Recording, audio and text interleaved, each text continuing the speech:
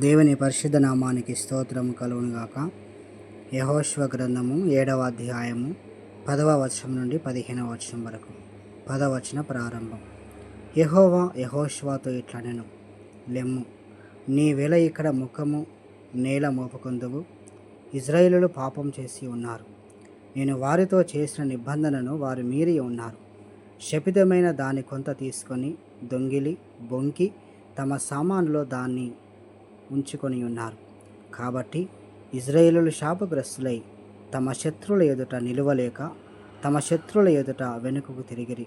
శాపగ్రస్తులైన వారు మీ మధ్య నుండకుండా మీరు వారిని నిర్మూలన చేసితేనే తప్ప నేను మీకు తోడై ఉండను. నీవు లేచి జనులను పరిశుద్ధపరిచి వారితో ఇలాగు చెప్పుము, రేపటికి మిమ్మును మీరు పరిశుద్ధపరచుకొనుడి. ఇజ్రాయేలుల దేవుడైన యెహోవా సెలవిచ్చినదేమనగా, ఇజ్రాయేలులారా, మీ మధ్య శాపగ్రస్తమైనదొకటి కలదు. మీరు దానిని మీ మధ్య నుండకుండా నిర్మూలన చేయవరకు మీ శత్రువుల ఎదుట మీరు నిలవలేరు. ఉదయమున మీ గోత్రముల వరుసను బట్టి మీరు రప్పింపబడుదురు. అప్పుడు యెహోవా ఏ గోత్రమును సూచించునో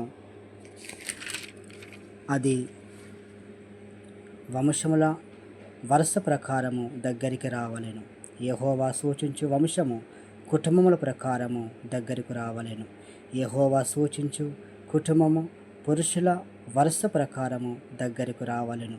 అప్పుడు శపితమైనది ఎవని యొద్ద దొరుకునో వానిని వానికి కలిగిన వారి అందరినీ అగ్నిచేత కాల్చివేయవలెను.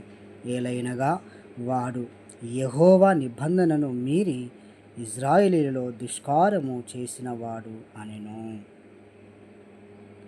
ఇంతటితో బైబిల్ పాఠం సరి.